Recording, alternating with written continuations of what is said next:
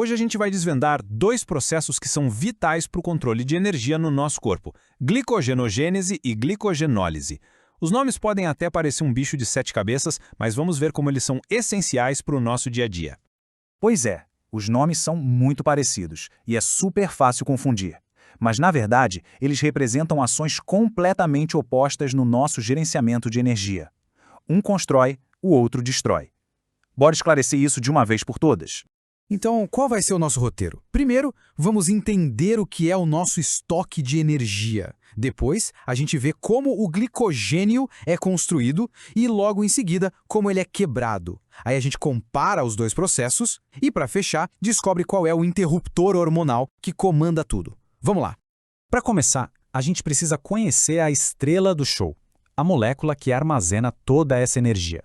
Esse aqui é o glicogênio. Pensa nele como se fosse a nossa bateria recarregável de glicose. Em vez de ter um monte de molécula de glicose solta por aí, o corpo empacota tudo de forma bem organizada e compacta nessa estrutura gigante, prontinha para ser usada quando a gente precisar. E onde é que a gente guarda essa bateria? Basicamente em dois lugares super estratégicos. No fígado, o glicogênio funciona como um cofre central de energia para o corpo todo, liberando glicose para manter os níveis no sangue estáveis. Já nos músculos, ele é um estoque particular, sabe? Uma fonte de combustível e de acesso imediato para a contração muscular. Muito bem, agora vamos entender como o corpo constrói essas reservas. Esse é o processo de glicogenogênese. A analogia perfeita. É como fazer um depósito no banco de energia do corpo. Depois de uma refeição, quando tem glicose sobrando na circulação, o corpo não desperdiça. Ele converte em glicogênio e guarda no fígado e nos músculos para usar depois.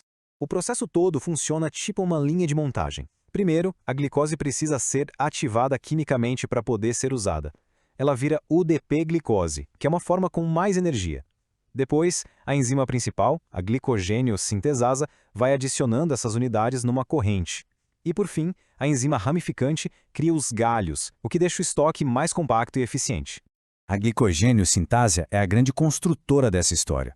Ela pega a molécula de UDP-glicose e anexa na cadeia de glicogênio que já existe, alongando a estrutura de armazenamento uma pecinha de cada vez. Mas por que criar essas ramificações, esses galhos? A resposta é simples: eficiência. Cada galho novo cria mais pontos de acesso para as enzimas trabalharem. Isso faz com que tanto o armazenamento quanto a liberação de energia sejam processos muito, mas muito mais rápidos. Certo, a gente já guardou a energia. Mas e na hora de usar? Como a gente recupera? Aí é que entra em cena a glicogenólise. Se a glicogenogênese é o depósito, a glicogenólise é o saque. Simples assim. Quando a gente está em jejum ou fazendo um exercício mais pesado, o corpo precisa de glicose para ontem, e é aí que ele vai buscar nos seus estoques de glicogênio. Para desmontar isso tudo, claro, também tem uma equipe de especialistas. A glicogênio-fosforilase é a principal, quebrando as ligações da corrente principal. Quando ela chega perto de uma ramificação, a enzima desramificante entra em ação para limpar o caminho. O produto final é a glicose 1-fosfato, uma forma de glicose que já entra direto nas vias de produção de energia. A glicogênio-fosforilase é super ágil. Ela atua nas pontas das várias ramificações do glicogênio. Com isso, ela consegue liberar várias moléculas de glicose 1-fosfato ao mesmo tempo. Um processo rápido e eficiente, justamente por causa daquela estrutura cheia de galhos que a gente viu antes. Ok, já entendemos os dois processos separados. Que tal agora a gente colocar um do lado do outro para pegar de vez a dinâmica entre eles? No fundo, tudo se resume a um ciclo contínuo. De um lado, a glicogenogênese usa a energia da glicose para construir o glicogênio. Do outro, a glicogenólise quebra o glicogênio para liberar essa energia. São os dois lados da mesma moeda do nosso metabolismo energético. Então, para não restar nenhuma dúvida, o objetivo da glicogenogênese: armazenar glicose. E o da gliconólise: liberar glicose. A enzima-chave para construir é a sintasa. Para quebrar é a fosforilase.